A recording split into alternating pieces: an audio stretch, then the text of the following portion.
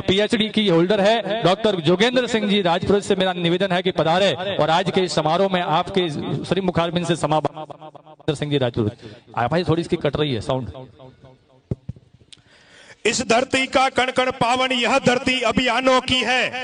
इस धरती का कण कण पावन यह धरती अभियानों की है और ऋषि मुनियों से वंदित धरती धरती वेद पुराणों की है।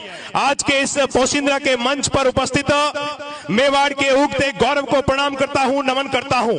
राजस्थान और देश की राजनीति में जिन्होंने अपने नाम से सबको गौरवान्वित किया है, जिनके पास राजस्थान की जिम्मेदारी रही है, आदरणीय गोपाल शेट्टी जी को प्रणाम करता हूं। और मैं आज के इस मंच पर बोलते हुए अपने आप का खून का जर्रा जर्रा गौरवान्वित हो रहा है, क्योंकि अनेकों मंच पर बोलने का अवसर मिला, लेकिन जीवन के अंतिम पड़ाव पर भी कोई पूछेगा कि कौन सा वो मंच था जब आप गौरवान्वित हुए थे, तो मैं गर्व के साथ कहूंगा कि पोशिंद्रा का वो मंच था जब राणा प्रताप के वंशज बैठे थे और मुझे बोलने का अवसर मिला था। मैं गौरवशाली हूं कि मुझे इस मंच पर बोलने का अवसर मिला। लक्ष्यराज सिंह जी की उपस्थिति में ये जो जनता जनार्दन आई है, ये महाराणा प्रताप की जय जयकार करने वाली जनता है।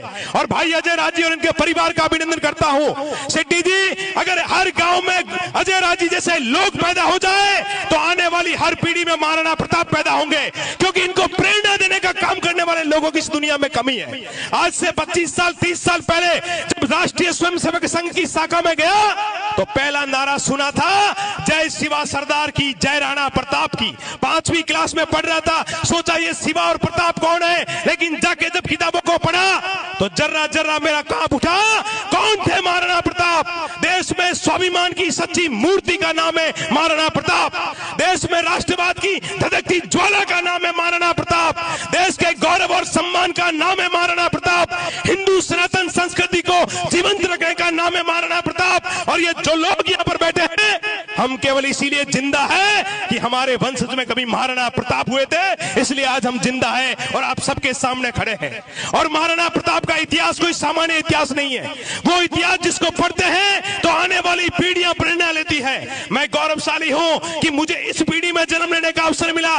गोपाल शेट्टी जी, आपने जो मांग संसद में रखी थी, हम लोग जब दिल्ली की सड़कों पर जाते हैं तो अकबर नाम की सड़क, औरंगजेब नाम की सड़क, दुनिया के अंदर जिन लोगों ने हमको गुलाम रखा, उन गुलामी को हमको पढ़ाया गया। क्यों नहीं पढ़ाया गया हिंदुस्तान की किताबों में शिवाजी और महाराणा प्रताप को? क्यों नहीं पढ़ाया गया हिंदुस्तान की किताबों के अंदर शिवाजी के साथ भगत सिंह, सुभाष चंद्र बोस को?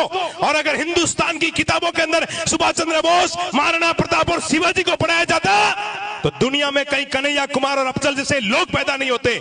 हिंदुस्तान की धरती पर खड़े रह करके भारत तेरे टुकड़े होंगे बोलने की ताकत किसी की जुबान में आती तो नौजवान उस जुबान को खींच करके बाहर ले लेता। लेकिन जिस इतिहास को हमको पढ़ाया गया, उस इतिहास के कारण इस देश में हम पंगु हुए। मैं चाहता हूं इस देश को वो इतिहास पढ़ाया जाए जिसको पढ़ करके हर घर से राम पैदा हो, जिसको पढ़ करके हर घर से रावण पैदा हो, राम कृष्ण पैदा हो और रावण का खात्मा करने वाले लोग पैदा हो। यहाँ बहुत सारी माताएं बहनें बैठी है। डॉक्टर लक्ष्यराज सिंह जी, मैं जब बीकानेर की धरती पर गया तो किरण देवी का इतिहास भी देखा मैंने।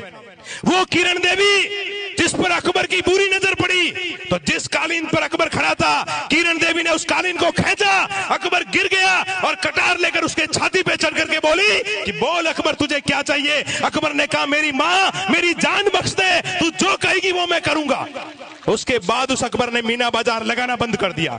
देश और दुनिया का इतिहास ऐसा भरा हुआ पड़ा है, अगर देश के नौजवानों को वो इतिहास पढ़ाया जाए तो निश्चित तौर पर इस देश में हर घर से नरेंद्र मोदी जैसे लोग निकलेंगे। और राम मंदिर के निर्माण की कल्पना जिसने की थी, मैं उन सब लोगों से आह्वान करता हूं जिन सरकारों ने भारत के इतिहास को दबाया, जिन लोगों ने इस देश के अंदर अफजल को पैदा किया, जिन लोगों ने इस देश के अंदर देश विरोधी ताकतों को खड़ा किया, उनको अगर जवाब देना है तो पोशिंद्रा की तरह हर गांव की धरती पर महाराणा प्रताप की प्रतिमा लगनी चाहिए, ताकि 50 साल बाद भी कोई नौजवान पूछे कि ये किसकी प्रतिमा है तो उसको देख करके, उसको सुन करके उसका जर्रा जर्रा गौरवान्वित हो जाए। मैं आज के इस मंच पर, समय कम है लेकिन फिर भी मैं आप सब लोगों से आह्वान करता हूं, मत पढ़ाइए अपने बेटों को वो सारी किताबें जिससे पढ़ करके इस देश में कोई ऐसे लोग पैदा हो कि आपको शर्मिंदा होना पड़े। अगर अपने बेटों को चाहते हो कि आपकी संतान अपने माँ बाप का नाम रोशन करे तो जब वो समझने लगे तो उनको बुलाकर पूछो कि बेटा महाराणा प्रताप कौन थे, बेटा वीर शिवाजी कौन थे, बेटा सुभाष चंद्र बोस कौन थे, बेटा चंद्रशेखर आजाद कौन थे, बेटा लक्ष्मीबाई कौन थी। उन सब लोगों को जब वो पढ़ेगा तो वो आपके चरण स्पर्श भी करेगा, गुरुजनों का सम्मान भी करेगा और भारत की संस्कृति की तरफ आंख उठाने वालों की आंख नोच करके रख देगा। इसलिए मैं आप सब लोगों से आह्वान करता हूं, अपने आने वाली पीढ़ी को वीर शिवाजी को पढ़ाइए, अपने नौजवानों को महाराणा प्रताप को पढ़ाइए और उन सबको बताइए कि इस भारत की सनातन संस्कृति के जिंदा रहने का एकमात्र कोई कारण है तो वो महाराणा प्रताप है, जिसने घास की रोटी खाई। शेट्टी जी, आज के नेताओं को चुपड़ी हुई रोटी भी नहीं मिलती है तो पद से इस्तीफा दे देते हैं। वो लोग थे जिन्होंने घास की रोटी खाकर के भी भारत के स्वाभिमान को जिंदा रखा। इसलिए उस स्वाभिमानी महाराणा प्रताप के चरणों में नमन करता हूं। बहुत कुछ बोलना चाहता हूं लेकिन मेरा रोम रोम गौरवान्वित है। मैं आज इस मंच पर इस पोशिंद्रा की पावन भूमि से, ये पोशिंद्रा की धरती और अजय राज जी के परिवार का अभिनंदन करता हूं। भाई नटवर भाई, भाई भरत भाई और जितने भी लोग मंच पर बैठे हैं, राज के साहब ने राजस्थान से जाकर मुंबई में समाज का नाम गौरवान्वित किया, राजू भाई ने गौरवान्वित किया, हमारे बीच में बड़े भामाशाह बैठे हैं। उन सब लोगों से आह्वान करता हूं, अपने जीवन का एक एक रुपया जो आपने कमाया है वो एक एक रुपया अपने गांव की भूमि में लगाइए और उस गांव की युवा पीढ़ी को प्रेरणा दीजिए ताकि गांव से आने वाले समय में सुभाष चंद्र बोस, चंद्रशेखर आजाद, शिवाजी और महाराणा प्रताप निकले। इतनी आप सबके श्री चरणों में प्रार्थना करते हुए अपनी वाणी को विराम देता हूं और अंतिम दो पंक्तियों के साथ में विराम देता हूं कि सामान हिफाजत का बदन के लिए रखो, सर पर कोई कपड़ा कफन के लिए रखो। सामान हिफाजत का बदन के लिए रखो, सर पर कोई कपड़ा कफन के लिए रखो और जाने कब देश को जरूरत पड़ जाए दोस्तों, कुछ खून के कतरे वतन के लिए रखो, कुछ खून के कतरे वतन के लिए रखो। जय हिंद।